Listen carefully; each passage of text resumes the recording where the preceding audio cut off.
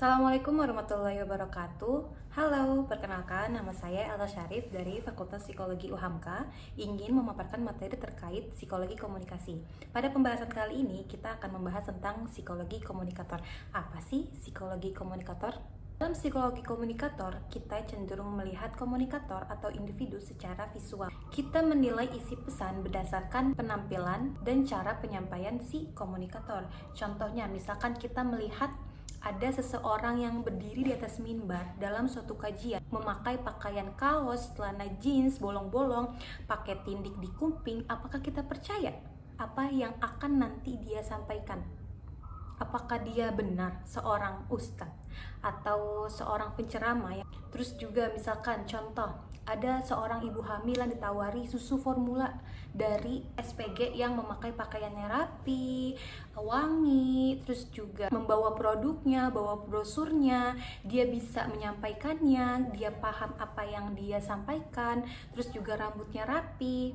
Nah, ibu hamil tersebut cenderung akan percaya kepada si SPG ini karena dia memiliki visual yang baik dan penyampaiannya pun baik dan diterima. Bahkan si ibu hamil itu bisa meminum susu formula itu ke anaknya, bisa dikonsumsi secara pribadi. Aristoteles menyebutkan bahwa karakter komunikator ialah ethos. Yang pertama ada good sense, good moral character, sama good will, yaitu pikiran yang baik, akhlak yang baik, dan maksud yang baik. Dalam penelitiannya Hofland dan Weiss, mereka melakukan eksperimen terhadap apa yang Aristoteles ini katakan, bahwa karakter komunikator itu adalah ethos.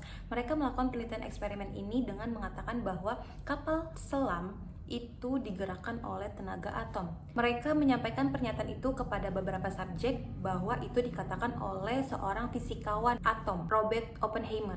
Dan ke beberapa subjek lagi katakan bahwa pernyataan tersebut dikatakan oleh surat kabar Pravda yang berada di Soviet yang terkenal dengan ketidakjujurannya. Dari hasil eksperimen itu menunjukkan bahwa subjek itu lebih setuju bahwa pernyataan itu dikatakan oleh Robert Oppenheimer dibandingkan oleh si Pravda, surat kabar Soviet, dengan ketidakjujurannya. Nah, di sini Hofland dan Weiss itu mengatakan bahwa ethos itu sama dengan kredibilitas, yang di dalamnya terdapat dua unsur. Yang pertama itu expert atau keahlian, dan yang kedua itu trustworthiness, kepercayaan atau dapat dipercaya. Namun, dalam buku psikologi komunikasi ini ada beberapa sumber lainnya selain kredibilitas, yaitu atraksi dan kekuasaan yang nanti kita akan bahas selanjutnya. Selanjutnya adalah kredibilitas. Kredibilitas ini memiliki dua ciri, yaitu pertama, persepsi komunikat dan dapat dipercaya. Apa sih hal yang mempengaruhi si kredibilitas ini? Yang pertama itu ada prior ethos atau citra sebelum komunikasi.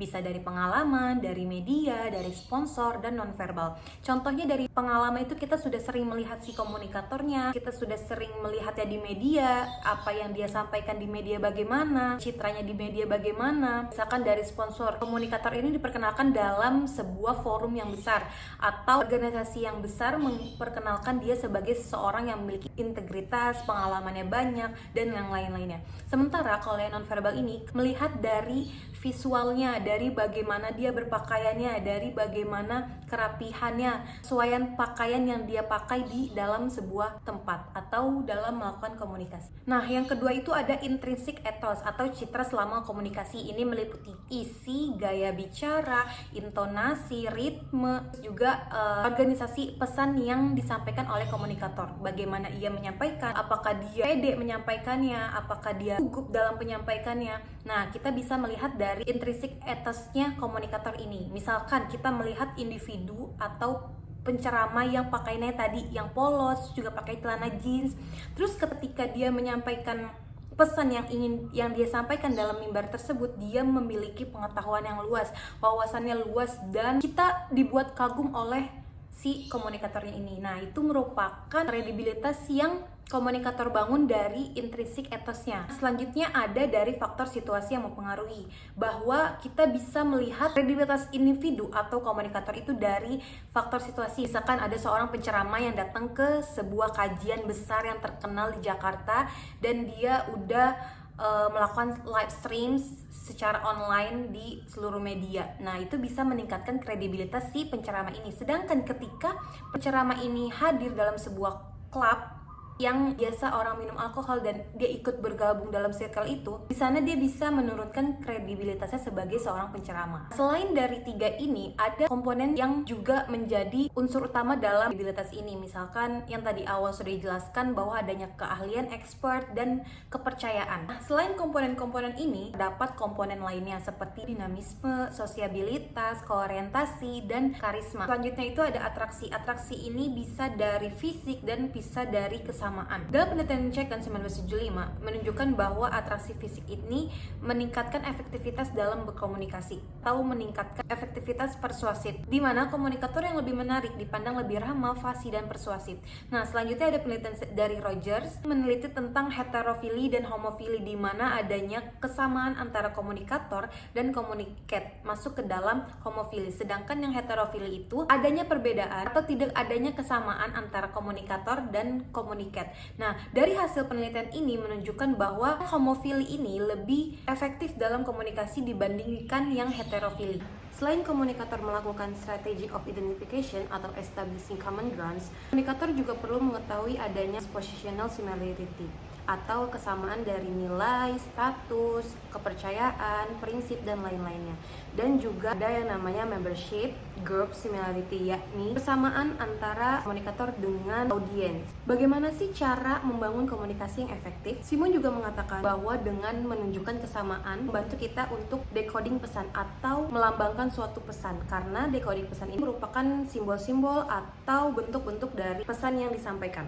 Nah, selanjutnya selain membangun kesamaan, kita juga membangun premis atau dasar pemikiran yang sama, yaitu dengan kita membangun kesamaan dengan topik yang sesuai sehingga komunikasi itu menjadi efektif. Dengan kesamaan itu sesuai dengan topik pembicaraan, misalkan topik pembicaraan yang relevan. Ketika komunikator dan komunikat itu memiliki kesamaan yang sama, misalkan komunikat suka dengan UMKM kecil dan komunikator juga menyukai UMKM kecil, ketika membicarakan atau berkomunikasi itu menjadi komunikasi yang relevan. Sedangkan yang tidak relevan ini ketika komunikator menyukai UMKM kecil dan komunikat menyukai drama Korea. Ketika pembahasannya adalah UMKM kecil, komunikat tidak selaras dengan apa yang dia sukai, memiliki kesamaan yang beda. Yang ketiga itu ada yang namanya tarik perhatian. Ketika komunikator memiliki kesamaan dengan komunikat, itu juga mempermudah komunikasi yang efektif. Keempat ialah menumbuhkan rasa percaya atau rasa hormat. Komunikator tetap bisa menarik ketika ia menyampaikan pesannya itu bertentangan dengan kepentingan dirinya. Nah, selanjutnya yang kita bahas adalah kekuasaan.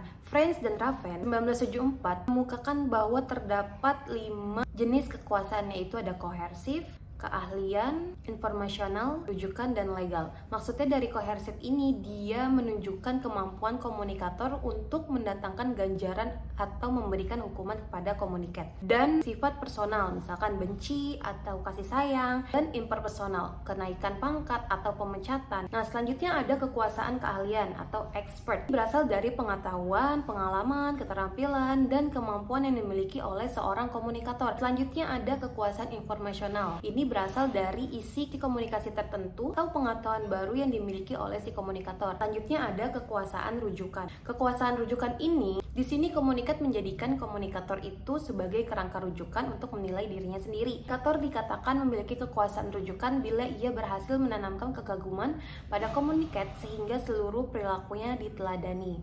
Nah, selanjutnya ada kekuasaan legal. Kekuasaan ini berasal dari seperangkat peraturan atau norma yang menyebabkan komunikator itu berwenang untuk melakukan suatu tindakan. Baik, mungkin itu saja yang saya paparkan pada materi psikologi komunikasi. Kurang lebihnya saya mohon maaf. Terima kasih. Assalamualaikum warahmatullahi wabarakatuh.